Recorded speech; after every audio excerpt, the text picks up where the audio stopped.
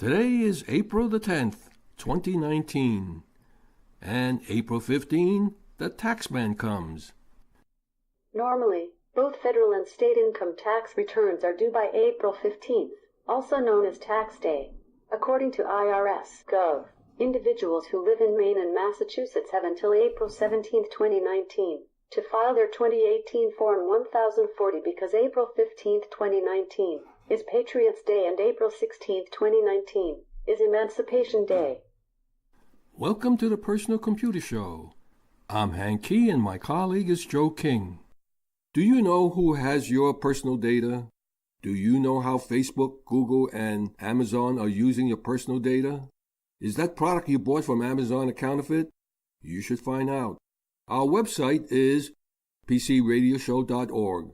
We can be heard each Wednesday at 6 p.m. Eastern Time on prn.fm, streaming on the internet as well as on various podcasting hosting sites.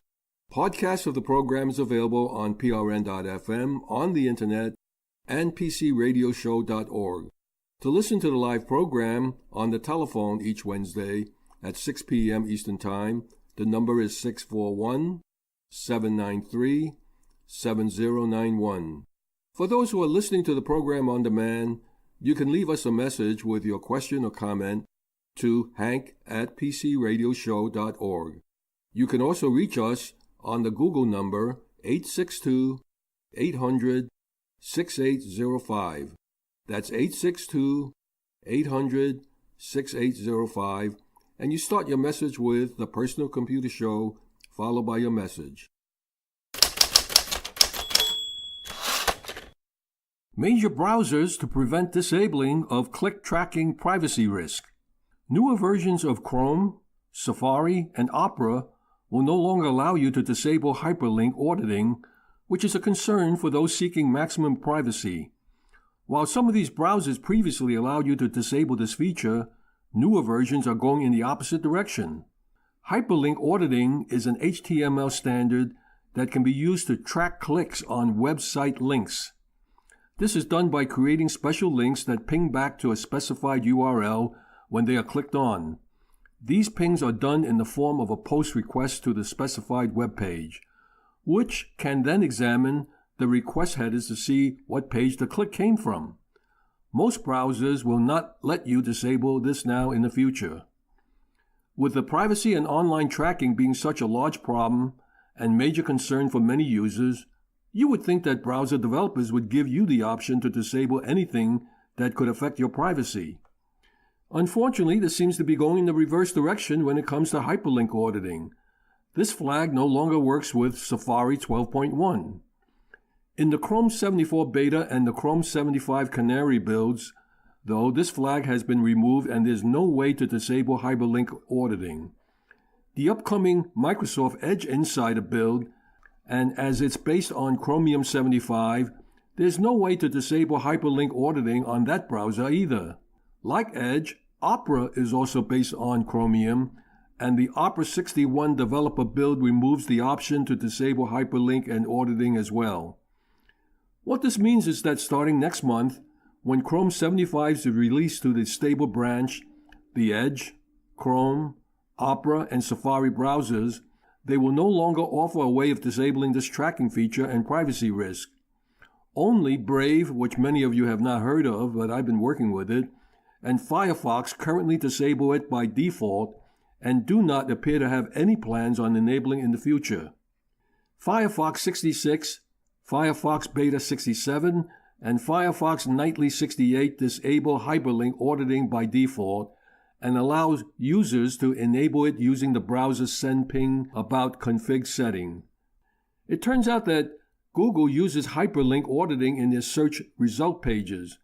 Every time you click on a search result link, your browser will also send a request back to a Google URL in order to track the click. Hey, Firefox is now my browser of choice, and as Google has withdrawn my choice for disabling of click tracking. I hope that anyone is using a browser, they understand that you're being tracked. And if you don't like it, well, it's your decision to use another browser.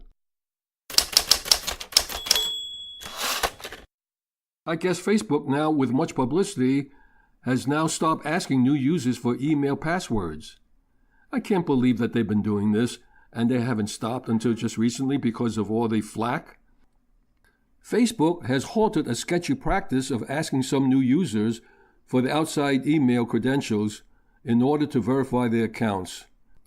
In a shared screenshot of a Facebook user showing that they were asked for the password also for the email, the social media giant now faces intense criticism from security professionals. A spokesperson for Facebook said that it will no longer now engage in this practice. Okay, you said it. Let's see you stop it, because in the past, what Facebook said that they will do, they really haven't followed through in many cases. Facebook has maintained that the password prompt only appeared for a small number of users.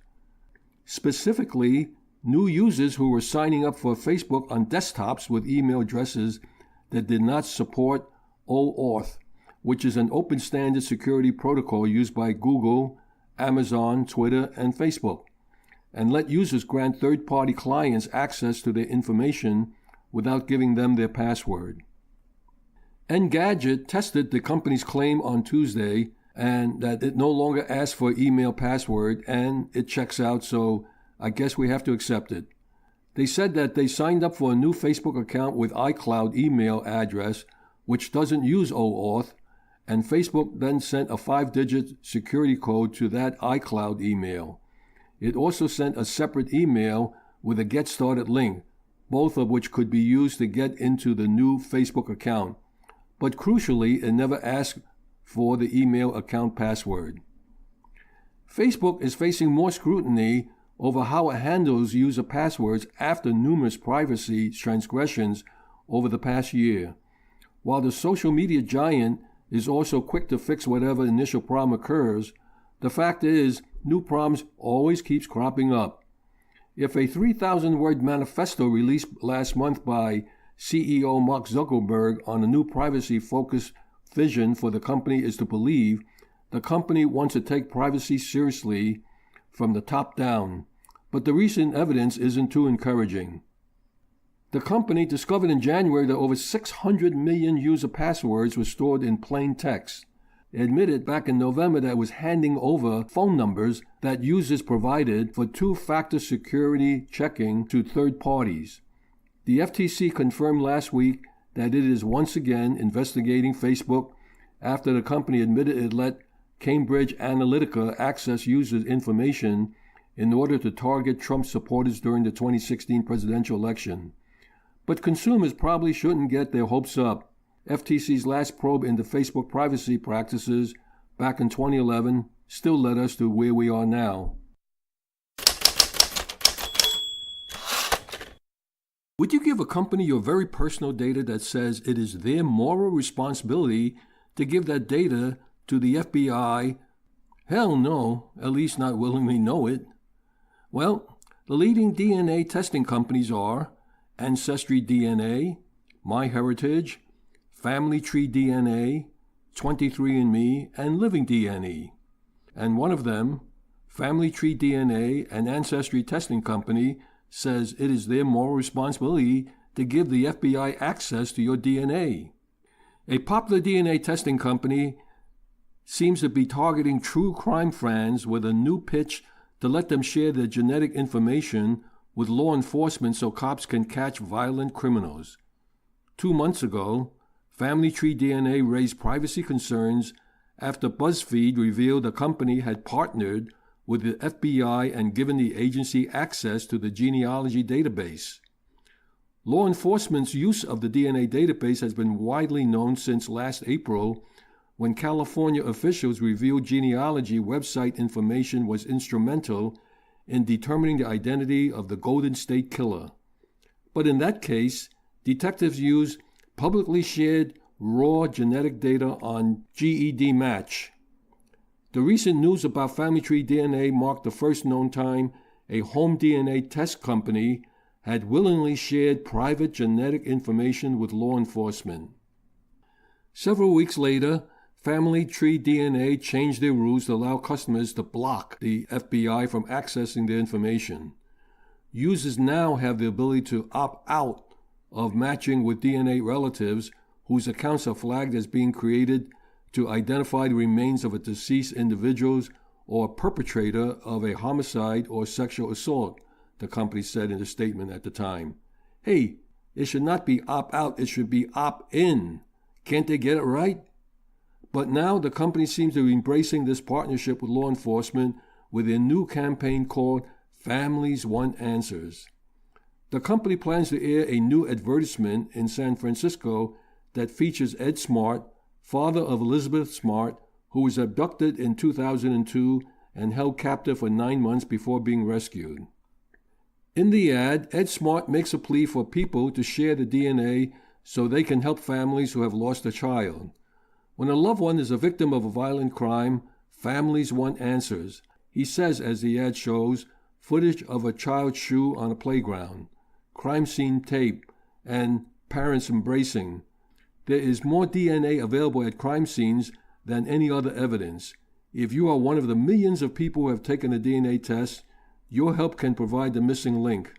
Family Tree DNA did not immediately respond to a request for comment on whether the new ad campaign was a response to recent reporting on the company's arrangement with the FBI. In a public statement, Family Tree DNA's president and founder, Bennett Greenspan, seemed to appeal to both genealogy, hobbyists, and true crime fans. The genealogy community has the ability to crowdsource crime solving. If Family Tree DNA can help prevent violent crimes, save lives, or bring closure to family, then they feel justified and the company has a moral responsibility to do so. The press release states that the company's terms of service only allow law enforcement to receive private customer information through a valid legal process such as a subpoena or a search warrant.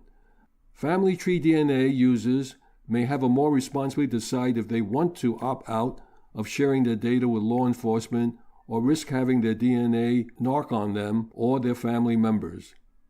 Well, I can see the value of this information, but it should be an opt-in, definitely not an opt-out. For most people, when they use a service, they don't even realize that it's being used. Or, what you do is before you sell the service, make sure they check the box that they understand that it is an opt-out and the feature is built in. Have you been concerned about the impact of screen time, which is the television, the smart TV, the computer, the tablet, the smartphone? What impact it has on the teen well-being? Well, a study by Oxford University finds that screen time, even before the bedtime, has little impact on teen well-being. Oxford University academics have found little evidence of a relationship between screen time and well-being in adolescence, based on data from more than 17,000 teenagers. The study cast doubt on the widely accepted notion that spending time online, gaming, or watching TV, especially before bedtime, can damage young people's mental health. Research at the University of Oxford found that implementing best practice statistical and methodological techniques, they found little evidence for substantial negative associations between digital screen engagement and adolescent well-being. Analyzing 3 different data sets, which include improved measurements of screen time, they found little clear-cut evidence that screen time decreases adolescent well-being, even if the use of digital technology occurs directly before bedtime. The research found that adolescents' total screen time per day had little impact on their mental health, both on weekends and weekdays. It also found that the use of digital screens 2 hours, 1 hour, or 30 minutes before bedtime did not have clear associations with decreases in adolescents' well-being, even though this is often taken as a fact by media reports and public debates. Unlike other studies, the Oxford research analyzed data from Ireland, the United States, and the United Kingdom to support its conclusions. The researchers used a more rigorous methodology to gather how much time an adolescent spends on screens per day, including both self-reported measures and time-use diaries. This is important as many studies investigating adolescent digital technology use are unreliable. They are based solely on self-reported digital technology use, even though recent work found only 1/3 of participants give accurate accounts of how much time they spend online when asked after the fact. Additionally, the study required the researchers to provide detail of how they were going to analyze the data before it was released. This prevents hypothesizing after the results are known. The study used data from Ireland, the United States, and the United Kingdom. In Ireland, it covered 5,363 young people tracked under the Growing Up in Ireland project. In the United States, the data covered 709 subjects of a variety of ages, compiled by the United States Panel Study of Income Dynamics. And in the United Kingdom, the data set included responses from 11,884 adolescents and their caregivers surveyed as part of the Millennium Cohort Study. What a surprise! Windows Defender was first released in Windows XP as an anti-malware component. Over the years, it has evolved and now renamed Windows Defender Anti-Threat Protection, as the software has embedded itself deeper into Windows 10 operating system. It will soon be made available on your Mac. The Advanced Threat Protection incarnation extended the functionality for Microsoft 365 customers, adding in detection and exploration over devices and identities, as well as automation to clean up the messes inflicted by miscreants where possible. In February of this year, Microsoft added the Microsoft Threat Experts into the mix to speed up the response to threats. Microsoft Threat Experts is an additional layer of expertise and optics that Microsoft customers can utilize to augment security operations capability as part of Microsoft 365. This new managed threat hunting service in Windows Defender ATP provides proactive hunting prioritization and additional context and insights that further empower security operations centers to identify and respond to threats quickly and accurately. Microsoft Threat Experts enables security operations centers to jumpstart threat investigations by providing context-rich intelligence. In plain English, what they're saying is that Windows Defender ATP now incorporates machine learning and artificial intelligence. This is a lot more than what many of the anti-malware services are providing. According to Microsoft, around 27% of Windows 7 users actually use Windows Defender. The figure rises to 55% of all commercial PCs on Windows 10. Because it's built in, it's always up to date, it's always compatible, and more importantly, it's always compliant with Microsoft interfaces.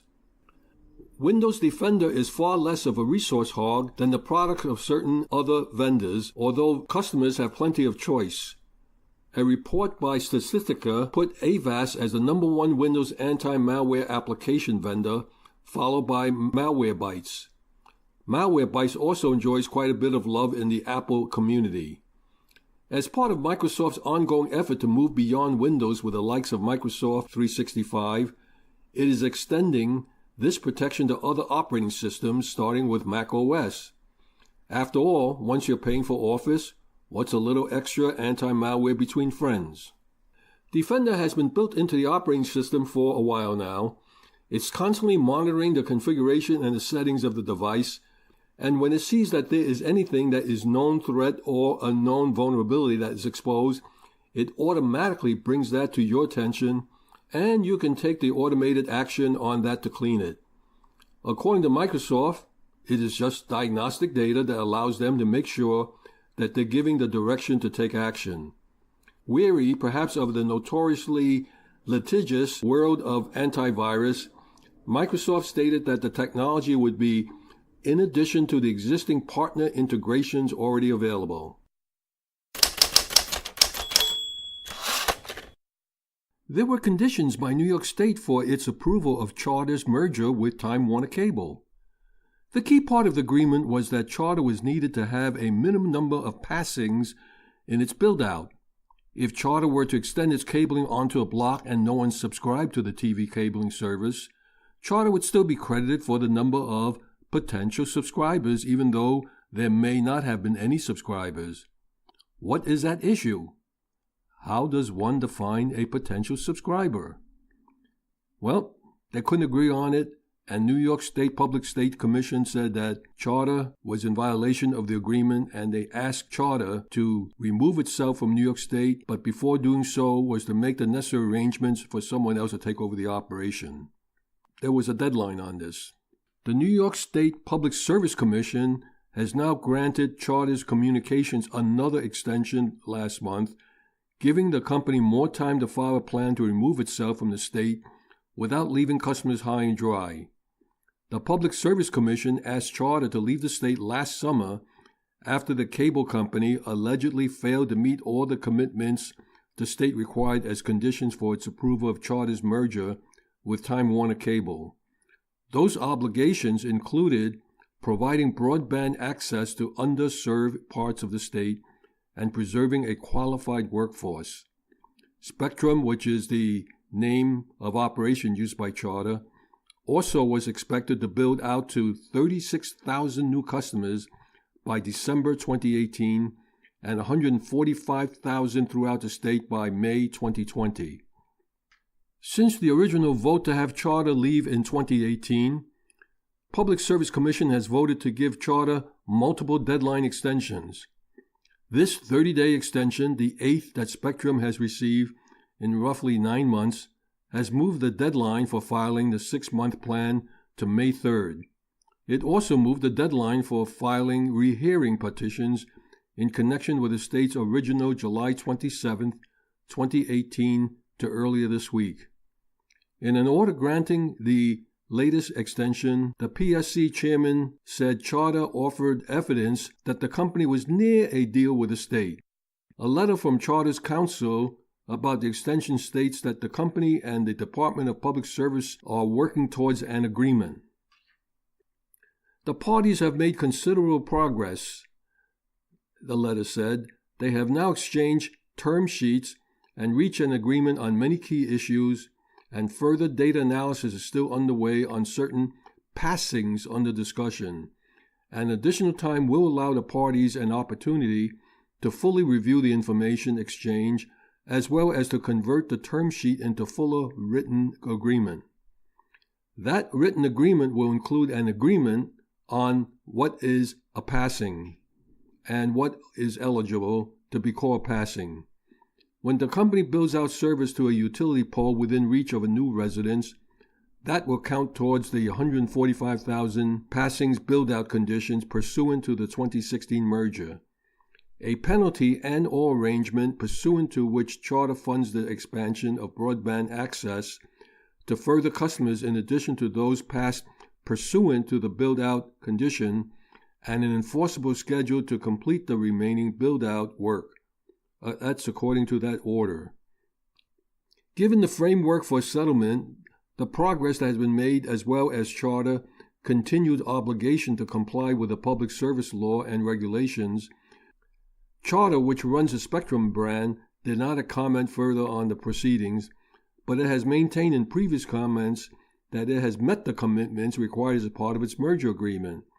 And since the merger went through in 2017, Spectrum has reported to the Public Service Commission that it had expanded its network to more than the required amount of homes. According to the state, Charter had missed deadlines for required network build-outs. It also was condemned by the Public Service Commission for alleged false advertisements.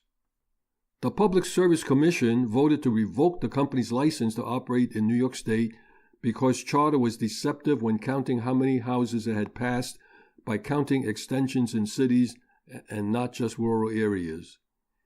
The PSC has been calling for Charter to be held accountable for its responsibilities since the merger was approved, and it's unacceptable that New York State keeps giving Charter extensions to come up with a plan to leave the state. The Public Service Commission has drawn a red line, and that red line keeps moving. It had been calling for Charter to be held accountable for its responsibilities since the merger was approved. It's unacceptable that New York State keeps giving Charter extensions to come up with a plan to leave the state. If they're not going to leave the state, then let's find out what their commitment is and let's try to hold them to it and have a clear understanding of what has to be done. Using the term passing just doesn't make sense at all. What they should do is define a geographic area that needs to be covered, not by how many structures you pass or how many telephone poles you use. To the Public Service Commission, you drew a red line, and you've yet to clarify what it is, and Charter, you should be held accountable to explain what have you done to meet the requirements. And there have been many complaints about Charter or Spectrum about its service. So far, what we need is a strong commitment on what areas are to be covered instead of fooling around with telephone poles and passings and all the other things that just makes it so difficult to define. Presenting Benjamin Rockwell, where he's going to talk about SaaS, Software as a Service. This is where many software publishers is changing their business model. Instead of a one-time charge so that you can use the software, they're converting into a monthly charge. This is Benjamin Rockwell, and I am here to give you some benefit from my experience of being an IT professional for a very long time. This week, I'm going to explore this entire concept of as a service. Now, it's usually preceded by something like software as a service, SaaS, software as a service. And there are a number of different layers to this. So I wanted to give you just a brief overview. In the future, we'll get into a little bit more of the weeds. We'll start talking about the individualized items that make up infrastructure as a service, IaaS, platform as a service, PaaS, and the most common one that we hear these days, software as a service, again, SaaS. There are a number of other different related items, but I wanted to give you just a brief idea of what they're doing here.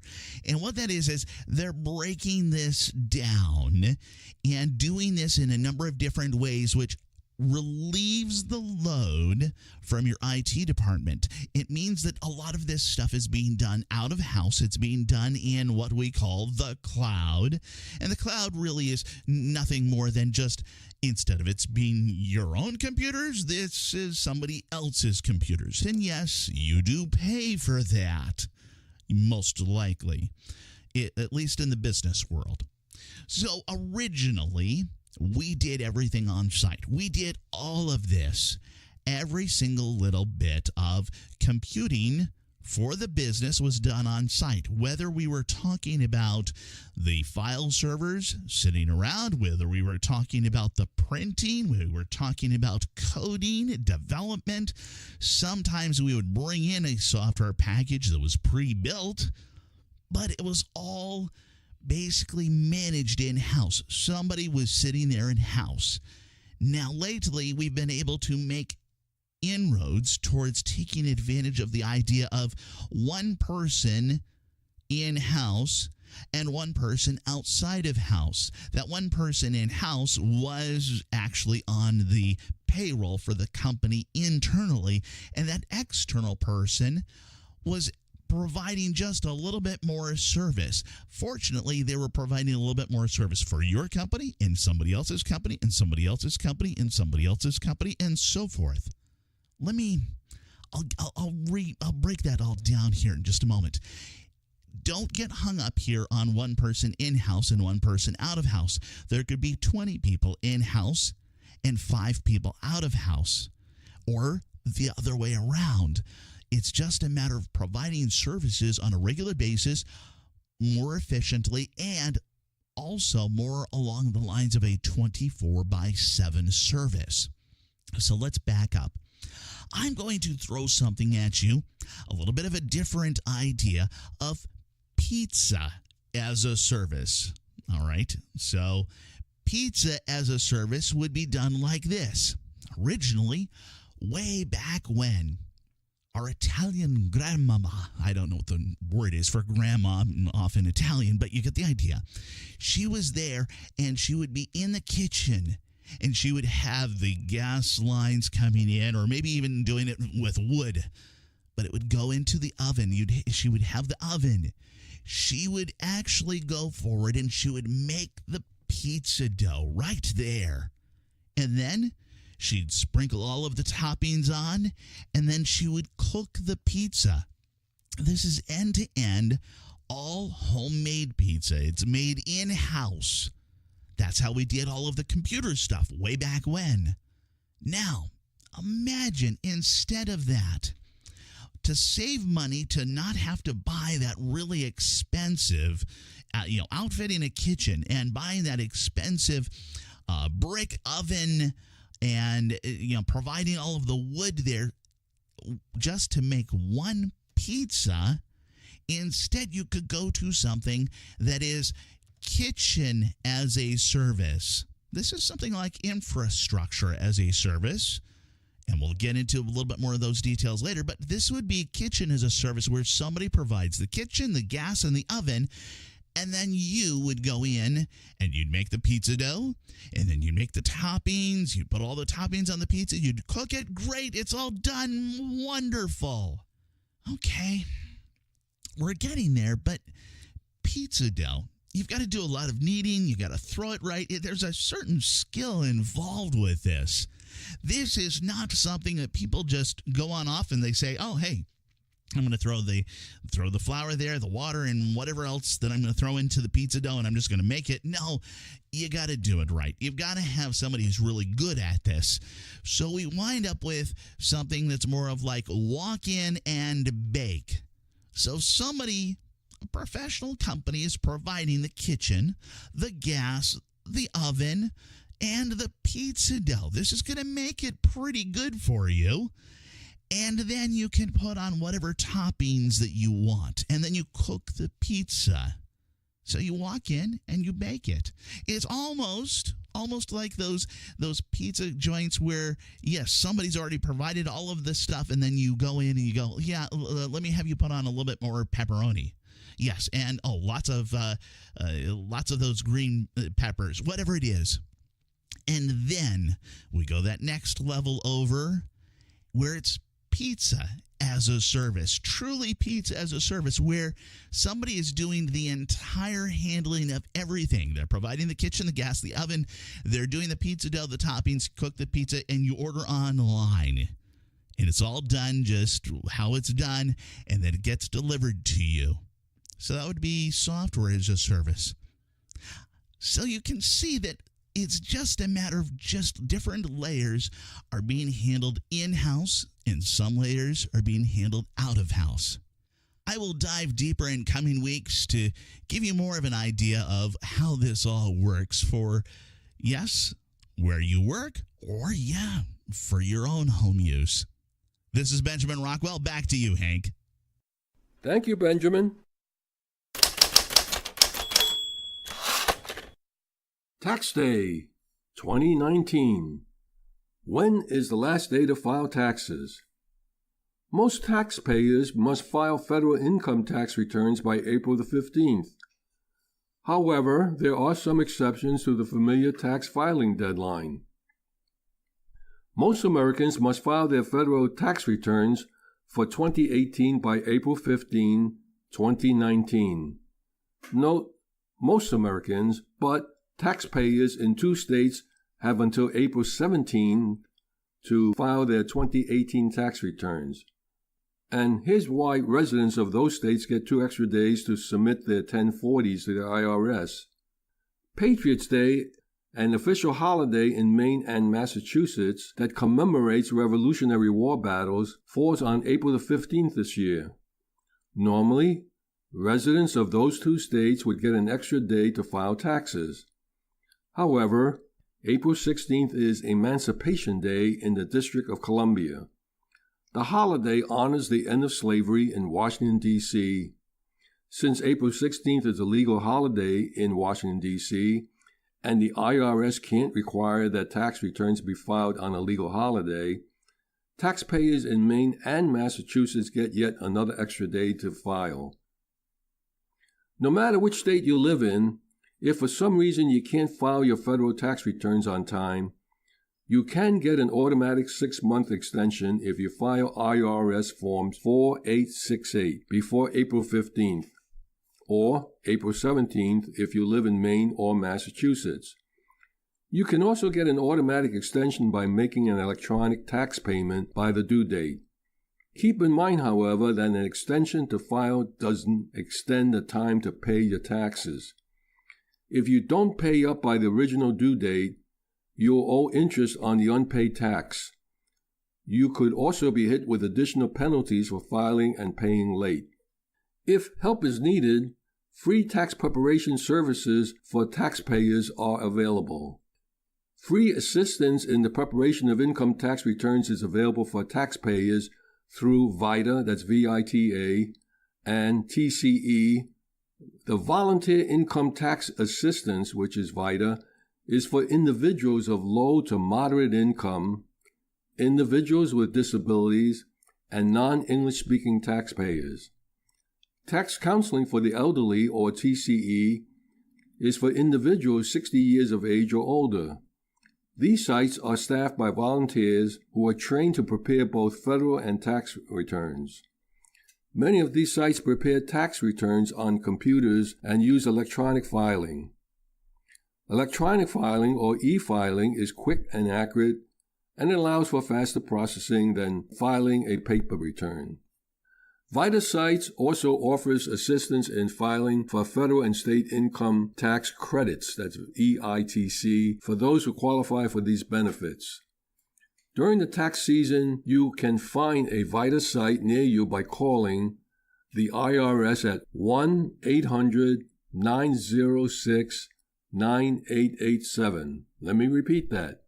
1-800-906-9887. For an AARP TCE site near you, you can access the website for the tax aid program, or you can call the National AARP office at 1-888-AARP-NOW. Let me repeat that. It's 1-888-AARP-NOW. The IRS Volunteer Income Tax Assistance, VITA, and the Tax Counseling for the Elderly, TCE programs offer free tax help for taxpayers who qualify. The Tax Counseling for the Elderly, that's TCE program, offers free tax help to individuals who are age 60 or older. Cooperative grant agreements are entered into between IRS and eligible organizations to provide tax assistance to elderly taxpayers. The funds provided by the IRS are used by organizations to reimburse volunteers for their out-of-pocket expenses, including transportation, meals, and other expenses incurred by them in providing tax counseling assistance at locations convenient to the taxpayers. Tax return preparation assistance is provided to the elderly during the normal period for filing federal income tax returns, which is from January 1 to April 15 each year. However, the program activities required to make sure elderly taxpayers receive efficient and quality tax assistance can be conducted year-round.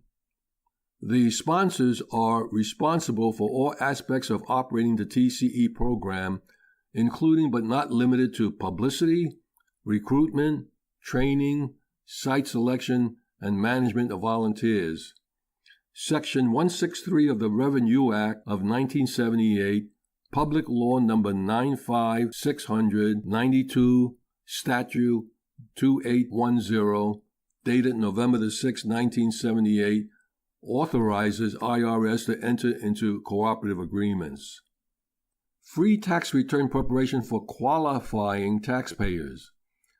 The Volunteer Income Tax Assistance Program, that's VITA, offers free tax help to people who generally make $55,000 or less, persons with disabilities, and limited English-speaking taxpayers who need assistance preparing their own tax returns. IRS-certified volunteers provide free basic income tax preparation with electronic filing to qualified individuals. In addition to VITA, the Tax Counseling for the Elderly program offers free tax help for all taxpayers, particularly those who are 60 years of age and older, specializing in questions about pensions and retirements-related issues unique to seniors. The IRS-certified volunteers who provide tax counseling are often retired individuals with nonprofit organizations that receive grants from the IRS. Before going to a VITA or TCEA site, see Publication 3676-B for services provided and check out what to bring to ensure that you have all the required documents and information that volunteers will need to help you.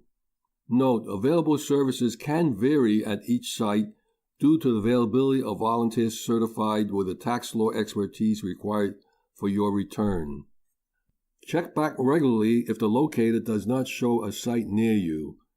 Most IRS, VITA, and TCE sites are open from February through April, though some are open through October.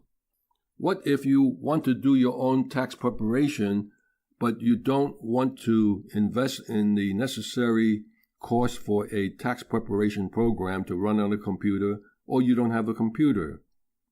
At select tax sites, taxpayers also have an option to prepare their own basic federal and state tax return for free using web-based tax preparation software with an IRS-certified volunteer to help guide you through the process. This option is only available at locations that list self-prep in the site listing.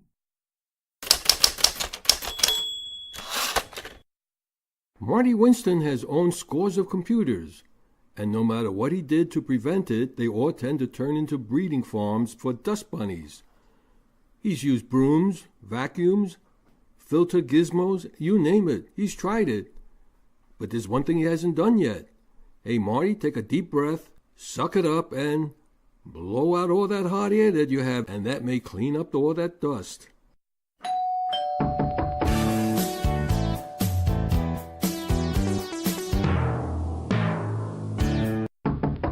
Giving dust the dust off is hard. It's not that the dust you remove comes back. It's that there's so much dust everywhere, you end up just cleaning a place for the new dust to go. Sometimes I think that I could set off an H-bomb in my office and it might incinerate all the dust, but by the time the dust cleared, the dust wouldn't clear. It would just settle back to where the old dust had been. I'm tired of it. I've used vacuums to suck it up, blowers to blow it off, mop things to trap it, and it just won't stop being there. And it isn't just dust. We have a dog and a cat, which makes it an even more hairy problem. So I decided to look into whole house air cleaning. Whether whole house or room by room, I'm only seeing 3 approaches. One is a fan to circulate air through a filter. One does ionic air cleaning with high-voltage wires and ozone to make dust tidbits cluster until they're heavy enough to drop out of the air. And one uses electrostatics to drive dusty air into charged filters that trap it. The whole house gear mounts in your HVAC system, where the cold air return comes into the main box, the main blower box. If you think about it, that's exactly where disposable furnace filters always went. Really, those old filters were the original whole house air cleaners, but even if you never forget to change them on time, you still get a lot of dust. One of the reasons is the bottom of your foot. It works like a piston, and with every step you take, it pumps air downward into the floor, causing the dust that's there to scatter. It billows outward. Want to guess another big dust blower? It's your vacuum cleaner, busy blowing out every bit as much air as it's drawing in. Sure, it picks up some dust, but it can scatter even more. So, come to think of it, that cold air return idea is kind of interesting. Whenever the central air handler's fan is running, it's drawing air into those returns and dust along with it. So, the trick is to not let the dust make a round trip and come out with the heated or cooled air that's getting blown into the room. I want to add something important to that. Think of that as breathing. And remember, the easier the breathing for your HVAC system, the less energy it needs to do its job, and the less wear and tear it has to endure, meaning things run longer before they need repairs. 2 and 2, you can add it up. Too many filters or too severe a filter may catch more dust, but can also cost you a lot of money. Some whole house air cleaners are just arrangements of multiple filters, sometimes with the addition of a booster fan. They'll trap stuff, and as they do, they'll gradually get clogged up. Among all of the whole house approaches I've seen, they need the most babysitting, the most frequent attention to filter swaps. Do you remember the Sharper Image Ionic Breeze? If I remember right, it had 2 wires inside that charged the air around them into creating a specific ion of oxygen called ozone. Oxygen is O2 and ozone is O3. I'll skip the details, but it was very good at neutralizing odors and trapping dust. Every couple of weeks I had to unplug it and flip it so beads on its wires could slide up and down and knock some of the dust off that they collected, and I had to use a rag to wipe the dust off of its internal blades. I wasn't worried about the ozone because I checked and it was within safety standards. Today, some whole house air cleaners use different configurations, but that same basic technology. A few let you remove their elements from manual cleaning, but most want you to replace those elements, partly because a lot of people doing manual cleaning tend to break the wires. It needs less frequent maintenance than the passive filter arrays, but there's still some babysitting to do, and the replacement elements, well, they cost a lot more than those old furnace filters. And you can still smell the ozone. There's a third approach that also uses high voltages and also creates a little ozone, far less than the ionic tech, but some. This approach uses electrostatic charging of a large area filter, kind of a honey trap for dust. That filter's bigger area helps keep it from clogging or getting coated as much as the other 2 approaches. There's still something to replace, but for most homes, that's a once-a-year activity. I went over these 3 technologies: filtering, ionic attraction, and electrostatic entrapment. I went over them in this order because it also represents the span of least expensive to most expensive. As you might guess, I like the electrostatic option. Some people run their HVAC system fan full-time, all the time, to keep cycling air through their electrostatic cleaners. Some people set that fan to run at least 30 minutes every hour, whether or not the HVAC is heating or cooling. And I have to say, that's a good way to keep mixing the air in the house, so the thermostat isn't dealing with only right there temperature information. Some people use that half-the-hour approach automatically, but turn on a 3-hour cleaning cycle when they vacuum to gather the dust that the vacuum stirs up, picks up, and throws into the air. I'm not sure what to suggest for people with robot vacuums. And you know, it's still a good idea to have your ducts cleaned, certainly before you install a whole house air cleaner, and maybe checked when the duct people suggest they should be due again. Now, if you have somebody in your house with bad allergies and you try a good whole house cleaner and they still have troubles, it's absolutely okay to add a more severe, maybe HEPA-style, in-room air cleaner. At least it will have less work to do. Next time, I'll be telling you about pickle brine and sugar beets and people who blow snow in their own faces. You're invited to join me for that. Thank you, Marty. Public service announcements. Computer Club meetings in the New York, New Jersey, Connecticut tri-state region. The computer clubs have random access sessions at each of these club meetings. If you have any questions or need for technical advice, the club members are more than happy to assist. There is no such thing as a dumb question. Computer Learning Center at Ewing. They'll have a presentation on Apple Seeds, Apple devices, Thursday, April 11th. Meeting time is 2 p.m., and it's at the Ewing Senior and Community Center, 999 Lower Ferry Road in Ewing, New Jersey. New York Amateur Computer Club will have its presentation of Back to the Future. The DOS dossier is alive and well, and I'll be giving that presentation, and I'll be talking about some of the hidden run and DOS commands in Windows. Thursday, April the 11th. Meeting time is 7 p.m. at NYU at 102 Maya Hall, located at 4 Washington Place. This is a temporary meeting location. That's 102 Maya Hall, 4 Washington Place in Manhattan, New York. Long Island Macintosh Users Group will have their meeting on Friday, April the 12th. Meeting time is 7 p.m. at the Harold J. Schur Hall, New York Institute of Technology, Old Westbury Campus in Old Westbury, New York. Princeton PC Users Group will be meeting Tuesday, April the 23rd. Meeting time is 7 p.m., and they meet at the Mercer County Library in Lawrenceville, New Jersey. Brookdale Computer Users Group will have a presentation on Wi-Fi 6 IEEE 802.11ax and what does the future hold. Thursday, April the 25th. Meeting time is 7 p.m. in the Middletown Library Lodge Meeting Room, 55 New Monmouth Road in Middletown, New Jersey. The Westchester PC Users Group will have their meeting on May the 2nd at 7 p.m. at the Keller Williams Realty, 120 Bloomingdale Road in White Plains, New York. The Amateur Computer Group of New Jersey will have their meeting on Friday, May 3rd. Meeting time is 8 p.m. at the Scotch Plains Rescue Squad, 1916 Bartow Avenue in Scotch Plains, New Jersey.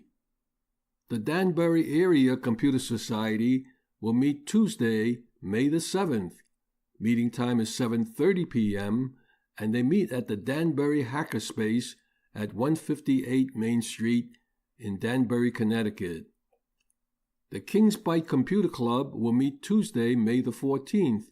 Meeting time is 7 p.m. at the Park Plaza Restaurant at 220 Cadman Plaza West, Brooklyn, New York. If you have a computer club meeting you want me to announce on the air, send me a note. My address is hank@pcradioshow.org. Our website is pcradioshow.org. We can be heard each Wednesday at 6 p.m. Eastern Time on prn.fm, on the Internet, and podcasts are available from all major pod hosting sites, as well as on our website, pcradioshow.org. If you have any questions for us or commentary on any of our feature segments, just send us your email address with your telephone number in which we can call you at a convenient hour for playback on the program. If you have any questions for us, just send us an email addressed to hank@pcradioshow.org. There is no such thing as a stupid question. In the meantime, stay in touch and keep on computing, and remember to back up. I'm Hank Key, and on behalf of Joe King and Michael Horowitz, we thank you for listening. Stay safe and healthy. Until we meet again, same time, same station next week.